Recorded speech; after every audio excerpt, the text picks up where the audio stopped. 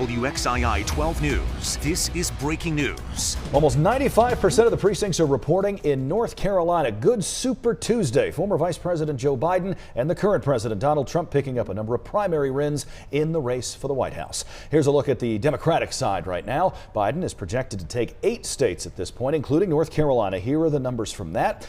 On top of our state, he is also projected to win Alabama, Virginia, Tennessee, Arkansas, Oklahoma, Minnesota, and just moments ago, Massachusetts. Bernie Sanders is the projected winner of his home state of Vermont, Colorado, and Utah. 3 states so far. And of course, we're following major races all across the triad, the state, and the battle for the Democratic presidential nomination. And we have live team coverage all across the Piedmont, all the way to the Triangle. We have Margaret Johnson, Leanne Denyer, and Brandon Bates as well. And our political reporter Bill O'Neill is tracking all the big races for us. We're going to get to him in just a minute. But first, an interruption at Vice President Joe Biden's rally tonight during his celebration. We have the video. I want to show it to you now.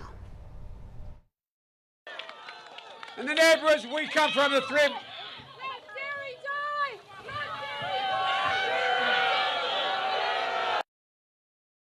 You saw that protester ran on the stage screaming, quote, "Let dairy die." That did not dampen the mood for very long. Mr. Biden, along with Bernie Sanders and Mike Bloomberg, have all addressed supporters at various locations at various points in the night, all doing some sort of victory claiming. Have a listen. We need a president who can fight, but make no mistake about it, I can fight. But look, we need as badly, someone who can heal.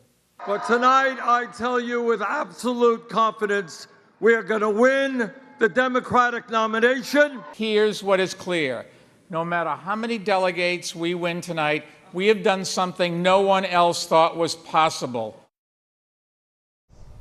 Back in our state, Mark Walker is not running to reclaim his seat in the 6th district, leaving that newly drawn district up for grabs. There are 5 Democrats running for the nomination, and it's a really good night for one of them. Here are the results. 2 Republican candidates in this race as well. Kathy Manning receiving nearly 50% of the support over on the Democratic side. Let's flip over now, check a look at the Republican, and this one also a landslide as well. Lee Haywood basically tripling up Laura Picardo. Let's go to Margaret Johnson. She is live this evening in Greensboro.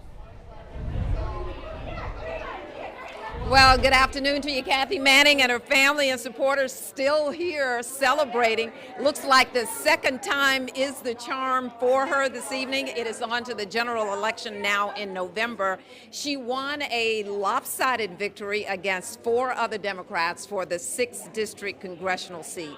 She thanked her supporters, her staff, and family for getting her here this far, but she says there's a lot of work still to be done between now and November when she faces her Republican challenger. Let's listen to some of her victory speech earlier this evening. And we have got to stop the incivility, the bigotry, the lying, and the misinformation that are the hallmark of President Trump and his administration. We can do all this if we pull together and work hard between now and November to make sure we get our message out and make sure we get the voters out. And I'm here live now with Kathy Manning and looking forward to November. How do you get the rest of the way?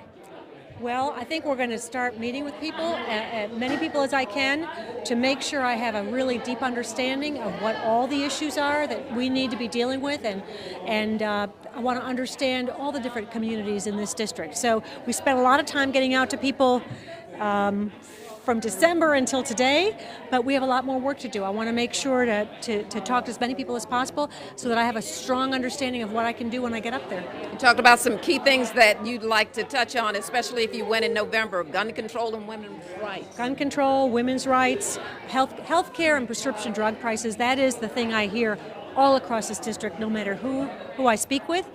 Education, making sure that we're getting kids the kind of education they need and investing in our schools and also in our teachers. The environment. People are very concerned. We've seen the impact of climate change across the country and around the world, and people are even more worried about it. Did you think this victory would be so lopsided? in your favor?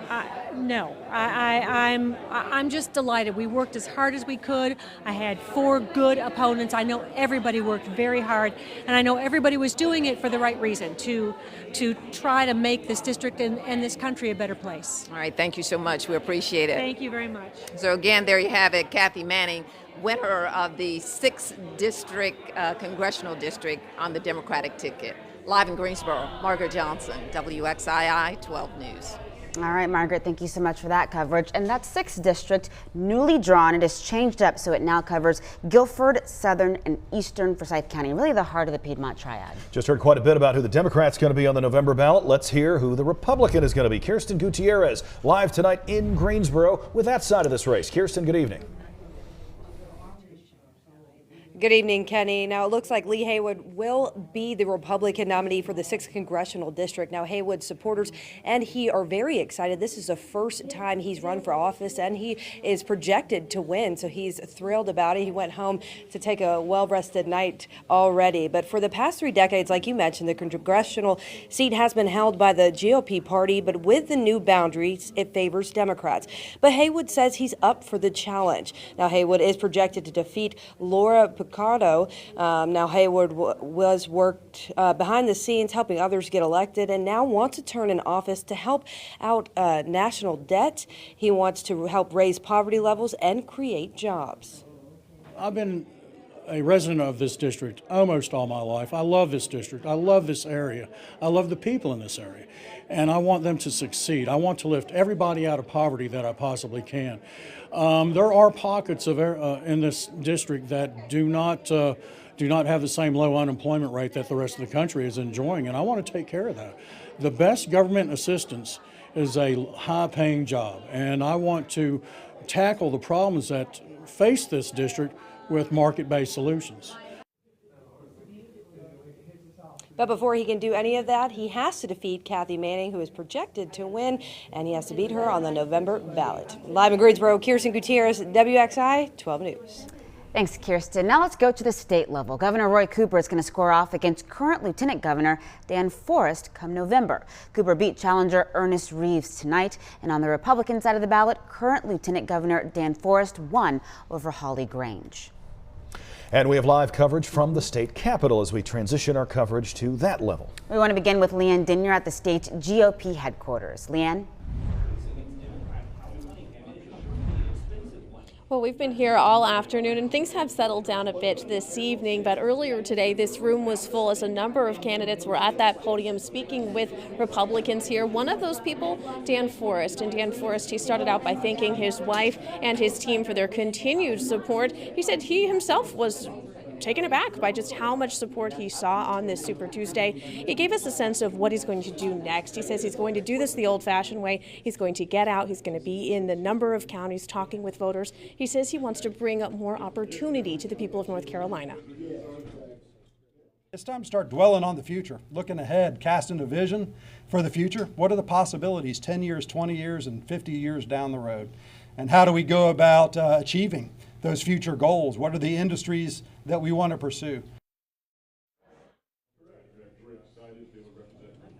Forrest says that he's looking forward to getting back to work, getting back to campaigning. And he says while this is an exciting race in North Carolina, this race is going to have the intention of really the entire country. He says he plans to unseat the Democrat who is currently our governor. Reporting in Raleigh, Leanne Denyer, WXII 12 News. All right, Leanne, thank you very much. So we just heard from Dan Forest out there in Raleigh. He's going to have a challenger in November and a familiar face here in North Carolina. Yeah, we've got our Brandon Bates at Democratic Party headquarters in Raleigh with a look at what the governor had to say tonight about getting on that ballot again. Yeah, things are winding down here tonight as people start to pack up their things and leave. They said they had this venue until about 11 o'clock tonight. Still some people celebrating, including Governor Roy Cooper's campaign. He talked a lot about the things that he wants to do, talked about the coronavirus, and he ended with this.